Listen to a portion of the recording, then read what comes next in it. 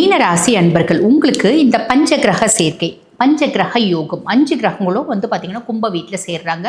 அந்த கும்ப வீடு உங்களுக்கு என்ன பாவம் அப்படின்னா 12ஆம் பாவம். 12ஆம் பாவம் அப்படின்றது அயன சயன போஜன மோட்ச விரயஸ்தானம். இங்கே ஒரு கிரகம் இருந்தாலே நிறைய நல்லது நடக்கும். 5 கிரகங்கள் இருக்காங்க. என்னென்ன மாதிரி நல்லது நடக்க போகுது அப்படின்னா, ஃபஸ்ட்டு சுக்கிரன் இருக்கார். சுக்கிரனால் நிறைய நம்மளுக்கு தேவையானதெல்லாம் வாங்குவோம். சரி, நம்ம சனியிலேருந்தே போகலாம். சனி பகவானை பற்றி சொல்லணும் அப்படின்னா, சனி 11 மற்றும் 12க்கு அதிபன் உங்களுக்கு. அவர் விரையாதிபதி, மோட்ச விரையாதிபதி விரயஸ்தானத்தில். அப்படின்னும் போது நம்ம நல்ல செலவு பண்ணுறோம். அந்த செலவுக்கு பின்னாடி நல்ல வருமானம் அப்படின்றது வரும். ஒரு பிஸ்னஸ் ஆரம்பிப்போம். பிஸ்னஸ்க்கு அப்படின்னு நம்ம ஒரு இன்வெஸ்ட்மெண்ட் அப்படின்றது பண்ணோம் இல்லைங்களா? இன்வெஸ்ட்மெண்ட் பண்ணி ப்ராப்பராக பிஸ்னஸ் வரும்போது அதுலேருந்து நல்ல வருமானம் அப்படின்னு வரும் இல்லைங்களா? அந்த மாதிரி ஒரு அமைப்பு அப்படின்னு சொல்லலாம். வெளிநாடு நிறுவனங்கள் மூலிமா வருமானம், வெளிநாட்டில் தொழில் செய்கிறது மூலிமா வருமானம், வெளிநாட்டில் பார்த்திங்கன்னா புது புது கிளைண்ட்ஸ் இந்த மாதிரி வரதுக்கு வாய்ப்பு உண்டு. என்ஜிஓ, மெடிக்கல், இந்த மாதிரி சேவை துறையில் இருக்கவங்களுக்கு பெருத்த லாபம் அப்படின்றது வரதுக்கு உண்டு, வாய்ப்பு உண்டு. உழைப்பினால் உயர்வு, ஒத்த வார்த்தையில் சொல்லணும் அப்படின்னா, மீனராசி அன்பர்கள் நீங்கள் எந்த அளவுக்கு உழைக்கிறீங்களோ அந்த அளவுக்கு உங்களுக்கு லைஃப்பில் அப்லிஃப்ட்மெண்ட் அப்படின்றது சாலிடாக சனி கொடுப்பார், கவலைப்பட வேண்டாம். சரி, அதுக்கு அடுத்து சூரிய பகவான். சூரிய பகவானை பற்றி சொல்லணும் அப்படின்னா, சூரியன் பாருங்கள் உங்களுக்கு 6க்கு அதிபன். அதாவது ருணரோக சத்ரு ஸ்தானாதிபதி விரயஸ்தானத்தில் போய் உட்காந்துட்டு இருக்கார், மோட்ச விரயஸ்தானத்தில். அப்படின் போது எதிரிகள் அப்படின்னு யாரும் இருக்க மாட்டாங்க. எதிரிகள் அடங்கக்கூடிய காலகட்டம், எதிரிகள் மண்டியிடக்கூடிய காலகட்டம் அப்படின்லாம். போட்டி தேர்வுகளாக இருந்தாலும் சரி, ஸ்போர்ட்ஸாக இருந்தாலும் சரி, நீங்கள் சக்ஸஸ் ஆவீங்க அப்படின்னு சொல்லலாம். அதுக்கப்புறம் அரசு, மருத்துவம், சட்ட தொடர்பான செலவுகள் வரத்துக்கு வாய்ப்பு உண்டு. அப்போ மருத்துவம்னா உடல் சார்ந்த உபாதைகள் வரத்துக்கு வாய்ப்பு உண்டு. அரசாங்கம் சார்ந்த செலவுகள் வரத்துக்கு வாய்ப்பு உண்டு. அதே மாதிரி பார்த்திங்கன்னா, நம்ம ஏதாவது ப்ராப்பர்ட்டி இருக்குது அப்படின்னா, அந்த ப்ராப்பர்ட்டியில் அங்காளி பங்காளி பிரச்சனை, இல்லை அண்ணன் தம்பிங்களுக்குள்ளேயே பிரச்சனை, அது ரீதியான செலவுகள் வரத்துக்கு வாய்ப்பு உண்டு. இல்லைன்னா ரொம்ப சிம்பிளாக எடுத்துக்கணும் அப்படின்னா, நம்ம வண்டி ஓட்டிகிட்டு போகிறோம், ஹெல்மெட் போட்டுன்னு போக மாட்டோம்.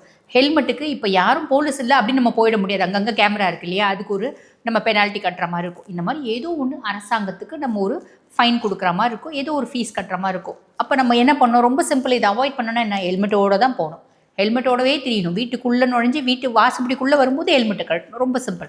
அந்த மாதிரி எல்லாத்துலேயும் கவனமாக இருக்கீங்க அப்படின்னா பிரச்சனை இல்லை. ஆரோக்கியத்தில் முக்கியமாக கவனமாக இருக்குது. அதுக்கப்புறம் செவ்வாய் பகவான் இங்கே இருக்கார். செவ்வாய் பகவானை பற்றி சொல்லணும் அப்படின்னா, 2 மற்றும் 9க்கு அதிபன். அதாவது தன குடும்ப வாக்குஸ்தானத்துக்கும் அவன் அதிபன், 9ஆம் பாவம் பாக்கியஸ்தானத்துக்கும் அவன் அதிபன். இவன் 12ஆம் பாவத்தில் போய் உட்காந்துட்டு இருக்கான். அப்படின் போது அப்பா கூட நம்ம குருமார்களாக நினைக்கக்கூடியவங்க, அப்பா வழி சொந்தங்கள் மூலம், முக்கியமாக உறவுகள் கூடவே நம்மளுக்கு பார்த்திங்கன்னா கருத்து வேறுபாடு அப்படின்னு வரத்துக்கு வாய்ப்பு உண்டு. அஃபிஷியலி நம்ம வெளிநாடு போகிறதுக்கான வாய்ப்பு உண்டு.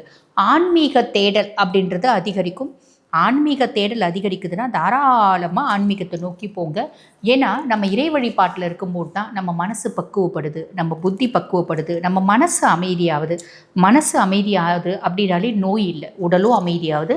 இன்னொன்று குடும்பத்தில் நிம்மதியும் இருக்குது. ஸோ இதெல்லாமே நல்லது அப்படின்னு தான் சொல்லலாம். ஆனால் கடுமையான கோபம் வரும். வார்த்தை பார்த்திங்கன்னா இன்டெப்த்தாக அடமெண்ட்டாக ஆர்கியூ பண்ணுற மாதிரி இருக்கும். அதிலெல்லாம் கவனம் வச்சுக்கோங்க. சட்டுன்னு கோவப்படுறது, பட்டுன்னு டென்ஷன் ஆகிறது, இரிட்டேட் ஆகிறது, கத்துறது, ஆர்ப்பாட்டம் பண்ணுறது, கத்திட்டு அப்புறம் கத்தப்படுவீங்க. அப்புறம் பார்த்திங்கன்னா வருத்தப்படுவீங்க. ஐயோ ஏன் கத்தணும், இதை ஓவராக ரியாக்ட் பண்ணிட்டோமோ, அமைதியாக இருந்திருந்தால் நல்லா இருந்திருக்குமோ அப்படின்னு தோணும். அந்த மாதிரி செஞ்சு முடிச்சுட்டு வருத்தப்படுறதை விட செய்யறதுக்கு முன்னாடி ஒரு செகண்ட் 1 2 3 4 5 6 அப்படின்னு 10 வரைக்கும் என்னங்க, அது கோவமே வராது. சொல்கிறது ஈஸி தாங்க, அது இன்னும் உண்மை தான். சொல்கிறது ஈஸி, ப்ராக்டிக்கலாக அதெல்லாம் கஷ்டம். ரொம்ப சிம்பிளுங்க. நம்ம இங்கே இருந்துக்கிட்டு 1 2 3 4 5 6ன்னு வாழ நம்ம பொண்டாட்டி கத்திட்டு இருக்கும்போது நம்ம எண்ணின்னு இருக்க முடியாது இல்லையா? வெளியே போயிட்டோம் அப்படின்னா முடிஞ்சு போச்சு. அவங்க பாட்டும் கத்திட்டு அவங்களே அடங்குறாங்க இல்லைங்களா? ஸோ இந்த மாதிரி விஷயத்தில் கொஞ்சம் கவனம் அப்படின்னு வச்சுக்கோங்க. அதுக்கப்புறம் புதன் பகவானை பற்றி சொல்லணும் அப்படின்னா, 4 மற்றும் 7க்கு அதிபன். 4 அப்படின்போது சுகதாயார் ஸ்தானத்துக்கும் அவன் அதிபன், 7ஆம் பாவம் களத்திர ஸ்தானத்துக்கும் அவன் அதிபன். இவன் பார்த்திங்கன்னா 12ஆம் பாவம் விரயஸ்தானத்தில் உட்கார்ந்துட்டு இருக்கான். அப்படின் போது நம்ம மேரேஜ் நம்மளுக்கு பாருங்கள் சுப செலவு அப்படின்றது நடக்கிறதுக்கு வாய்ப்பு உண்டு. அதாவது திருமணம், ஒரு தொழில் ஆரம்பிக்கிறோம், பார்ட்னர்ஷிப் கன்சர்னாக இருக்கலாம். அந்த திருமணத்துக்காக நம்ம செலவு செய்கிறது, பார்ட்னர்ஷிப் கன்சர்னுக்காக நம்ம மூலதனமாக போடுறது, ஒரு அமௌண்ட்டை மூலதனமாக போடுறது. அதே மாதிரி பார்த்திங்கன்னா வெளிநாடு போகிறதுக்கான பிராப்தம், வெளிநாட்டில் ஒரு துணை, வெளிநாடு போயிட்டு விருப்பப்பட்டு கல்யாணம் பண்ணிக்கிறதுக்கான ஒரு பிராப்தம், தூரம், அதாவது வெகு தூர பயணம், அந்த பயணத்தில் ஒரு வாழ்க்கை அப்படின்ற மாதிரி ஒரு அமைப்பு, அதாவது தூர வாழ்வு அப்படிம்பாங்க. முடிவெடுப்பதில் கொஞ்சம் குழப்பம், இந்த மாதிரியெல்லாம் வரத்துக்கு வாய்ப்பு உண்டு. இன்னொரு ஆஸ்பெக்டில் நம்ம சொல்லணும் அப்படின்னா, என்னோடய புத்திசாலித்தனத்தை நான் மூலதனமாக போட்டு ஒரு பெருத்த லாபத்தை எடுத்தேன். ரொம்ப சிம்பிள். இப்போ நான் வந்து பாருங்கள் ஃபாரின் டூர் போகணும் அப்படின்னு பிளான் பண்ணேன். என்ன பண்ணேன், என்னோடய வாட்ஸ்அப் குரூப்பில் எனக்கு நிறைய கான்டாக்ட்ஸ் இருக்குது. ஒரு 15 பேரை நான் புக் பண்ணேன். நான் ஃப்ரீயாக வந்து ஃபாரின் போயிட்டு வந்துட்டேன். இந்த மாதிரி என்னோடய புத்திசாலித்தனத்தையும் டாக்டிக்ஸை நான் யூஸ் பண்ணிப்பேன் அப்படின்னு சொல்லலாம். புரியுதுங்களா? இதெல்லாம் வந்து ரொம்ப சூப்பரான ஒரு விஷயம் இல்லைங்களா? இந்த டாக்ட்ஃபுல்னஸ்ஸை, இந்த அதீத புத்திசாலித்தனத்தை, ஒரு நல்ல யோஜனையை வந்து பார்த்திங்கன்னா புதன் பகவான் ஏற்படுத்தி கொடுப்பான். ஸோ இது ஒரு பெரிய ப்ளஸ். இது நீங்கள் யூஸ் பண்ணிக்கலாம். அதுக்கப்புறம் வந்து பாருங்கள் பாசிட்டிவாக யூஸ் பண்ணிக்கலாம். அதுக்கப்புறம் சுக்கிர பகவானை பற்றி சொல்லணும் அப்படின்னா 3 மற்றும் 8க்கு அதிபன். இளைய சகோதர தைரியஸ்தானத்துக்கும் அவன் தான் அதிபன், அஷ்டமஸ்தானத்துக்கும் அவன் தான் அதிபன். அவன் 12ஆம் பாவத்தில் போய் உட்காந்துட்டுருக்கான். அப்படின் போது நிறைய பேருக்கு ரகசிய உறவுகள் அப்படின்னு வரத்துக்கு வாய்ப்பு உண்டு. மறைமுக ஆசைகள் அப்படின்னு வரத்துக்கும் வாய்ப்பு உண்டு. அதுக்கும் மேலே 12ஆம் பாவ சுக்கிரன் அப்படின் போது நல்லா சாப்பிட்ணுன்னு தோணுங்க. ரொம்ப சிம்பிள். இப்போ நம்ம என்ன பண்ணுவோம், ஒரு 5 ஸ்டார் ஹோட்டலில் சாப்பிட்ணும் அப்படின்னு ஆசைப்பட்டோன்னு வச்சுக்கோங்களேன். போய் 5 ஸ்டார் ஹோட்டலில் சாப்பிட்ருவீங்க. சாப்பிட்டு முடிச்சுட்டு வந்தோடனே வேறு இன்னொன்று ஹோட்டல் சாப்பிட்லாமா, ஒரு மெஸ்ஸில் சாப்பிட்லாமா, என்னென்னலாம் ஆசைப்படுறீங்களோ அதெல்லாம் செய்வீங்க. அதே மாதிரி எனக்கு வீட்டுக்கு வந்து பாருங்கள் கம்ஃபர்ட்டான திங் வாங்கி போகணுன்னு ஆசைப்பட்டேன்.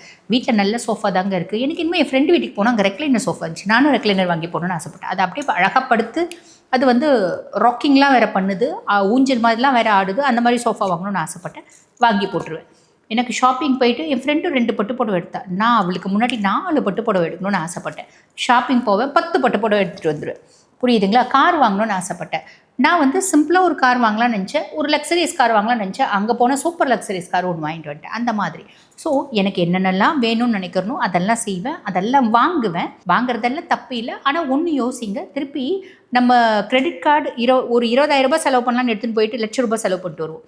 அப்போ வாங்கும்போது ரொம்ப சந்தோஷமாக வாங்குவோம். அதுக்கப்புறம் டியூ கட்டும்போது நம்ம யோசிப்போம், ஐயோ நம்ம வந்து வாங்காமல் இருந்திருக்கலாமோ, ஒரு செகண்ட் யோசிச்சுருந்துருக்கலாமோ அப்படின்லாம் யோசிப்போம். எனக்கு திருப்பி ரீபேமெண்ட் கட்டுறதுல பிரச்சனை இல்லைங்க, எங்களுக்கு வசதி வாய்ப்பு நிறைய இருக்குது அப்படின்னா நீங்கள் நல்ல ஆடம்பரமான செலவு தாராளமாக பண்ணலாம். ரீபேமெண்ட் கட்டுறதுல எங்களுக்கு பிரச்சனை இருக்குங்க அப்படின்னா அந்த ஆடம்பரமான செலவு செய்யும் போது ஒரு முறை அனலைஸ் பண்ணி if it is necessary or not, இதை செய்யலாமா வேண்டாமா, செய்யறதுனால என்ன லாபம், செய்யறதுனால என்ன நஷ்டம், செய்யறதுனால என்ன ஆதாயம், செய்யறதுனால என்ன ஒரு மைனஸ் அப்படின்றத அனலைஸ் பண்ணிட்டு செய்கிறீங்க அப்படின்னும் போது ரொம்ப நல்லதுங்க. பின்னாடி ட்ராப் ஆக வாய்ப்பு இல்லை. அதே மாதிரி ரகசிய உறவுகளும் வந்து பார்த்திங்கன்னா வெளியே தெரியாமல் இருக்கணும் அப்படின்னா அந்த ரகசிய உறவுகளில் வந்து பார்த்திங்கன்னா நீங்கள் எந்த அளவுக்கு அந்யோன்யம் அஃபெக்ஷன் அதை மெயின்டைன் பண்ணீங்க, அதை தொடர்ந்து மெயின்டைன் பண்ணுறீங்க அப்படின் போது நல்லது. மறைமுக ஆசைகள் நிறைய வருதுங்க. ஆனால் அந்த மறைமுக ஆசைகள் நியாயமானதா செய்யுங்க, நியாயம் இல்லாததை அனலைஸ் பண்ணிக்கோங்க. ரொம்ப சிம்பிள். ஆக இந்த மாதிரி சின்ன சின்ன விஷயத்தில் நம்ம கவனமாக இருக்கீங்க அப்படின்னா மட்டும் போதுமானது. இந்த காலகட்டம் எக்ஸலண்ட்டாக இருக்கும். ப்ராப்பராக யூட்டிலைஸ் பண்ணிக்கினீங்க அப்படின்னா நல்லது நடக்கும், நல்லது மட்டுமே நடக்கும். வாழ்த்துக்கள். இப்போ நான் சொன்னது வந்து பாருங்கள், உங்கள் ராசிக்கான கோச்சார பலன் எப்பயுமே 50%. அதே மாதிரி நம்மளோட சுய ஜாதகம் பாக்கி 50%. எக்ஸாக்டாக 100% இந்த பஞ்சகிரக சேர்க்கை, பஞ்சகிரக யோகம் எனக்கு என்ன மாதிரி பலன்களை கொடுக்க போகுது அப்படின்னு தெரிஞ்சுக்கணும். அப்படின்னாலும் வாழ்க்கையில் ரொம்ப நாளாக பிரச்சனை இல்லை, அவஸ்தை மேலே அவஸ்தை நான் பட்டுகிட்டே இருக்கேன், எனக்கு எப்போ தான் விடிவு காலம் பிறக்கும் அப்படின்னு தெரிஞ்சுக்கணும். அப்படின்னாலும் வயது வந்து ரொம்ப ஆயிடுச்சுங்க எங்கள் பிள்ளைங்களுக்கு, எனக்கே வயது மூப்பு அப்படின்றது ஆயிடுச்சு, எனக்கு திருமணம் ஆகுமா ஆகாதா அப்படின்றது தெரிஞ்சுக்கினாலும், குழந்தை பிராப்தம் இருக்கா இல்லையா, வீடு கட்ட முடியுமா முடியாதா, வீடு கட்டிட்டோம், அந்த வீட்டில் வாழறதுக்கான வழியும் இல்லை வாய்ப்போ இல்லை, வீட்டில் ஏதாவது கெட்டது ஏதாவது இருக்கா அப்படின்னு தெரிஞ்சுக்கணும். அப்படின்னாலும் இது எல்லாத்துக்கும் வந்து பக்காவாக தெரிஞ்சுக்கிறதுக்கு என்ன ஒரே ஆப்ஷன் அப்படின்னாங்க நம்மளோட சுய ஜாதகம் தாங்க. நம்ம சுய ஜாதகத்தில் உங்களோட எல்லா கேள்விகளுக்கும் பதில் அப்படின்றது இருக்குது. ஆக உங்கள் சுய ஜாதகத்தை பார்த்துக்கணும் அப்படின்னா நான் பேசிகிட்டு இருக்கும்போது என்னோடய வாட்ஸ்அப் நம்பர் கொடுத்துருப்பாங்க. அந்த வாட்ஸ்அப் நம்பருக்கு கால் பண்ணி அப்பாயின்மெண்ட் ஃபிக்ஸ் பண்ணி என்கிட்ட பேசிக்கலாம். தேங்க்யூ.